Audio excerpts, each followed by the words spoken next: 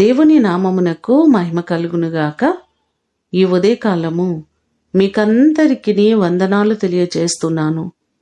ఈ దినము మిమ్ములను బలపరచు దేవుని మాట. శ్రమ దినమున నీవు కృంగిన ఎడల చేతగాని వాడవగుదువు. సామెతల గ్రంథము 24వ అధ్యాయము 10వ వచనం. కొన్ని సందర్భాలలో మనకున్నటువంటి సమస్యలను బట్టి మనము కృంగిపోతున్నాం, ఆందోళన చెందుతున్నాం. శ్రమ, కష్టము, ఇబ్బంది, అనారోగ్య సమస్యలు మన ఎదుటికి వచ్చినప్పుడు ఎటూ పాలుపోక నలిగిపోతున్న సందర్భాలు మన జీవితాల్లో కనబడుతున్నాయి.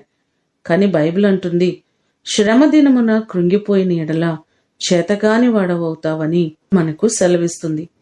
146వ కీర్తన 8వ చరణం చూస్తే, యెహోవా కృంగిన వారిని లేవనెత్తువాడు అనే మాటలు కనబడుతున్నాయి. కృంగిన స్థితిలో ఉన్న ప్రతి వారిని లేవనెత్తే దేవుడు ఆయన. ఆయన మీకున్నటువంటి సమస్యలన్నిటినీ విడిపించే దేవుడు.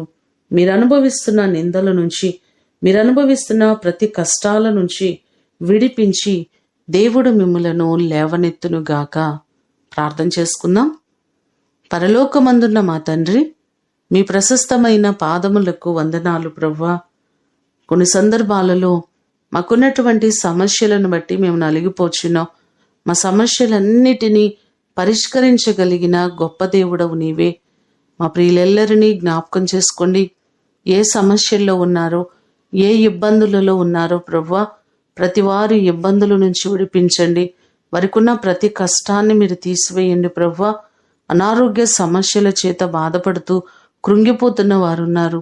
ప్రతి వారి అనారోగ్య సమస్యల నుంచి విడిపించి సంపూర్ణమైన ఆరోగ్యములను మీరు కలుగచేయండి.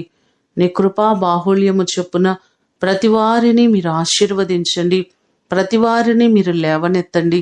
ఈ దినము కొరకు వందనాలు, కృతజ్ఞతలు మీకు తెలియచేస్తూ యేసు అతి శ్రేష్టమైన నామమున అడిగి వేడుకొని పొందియున్నాము తండ్రి. ఆమేన్. దేవుడు మిమ్ములను దీవించునుగాక.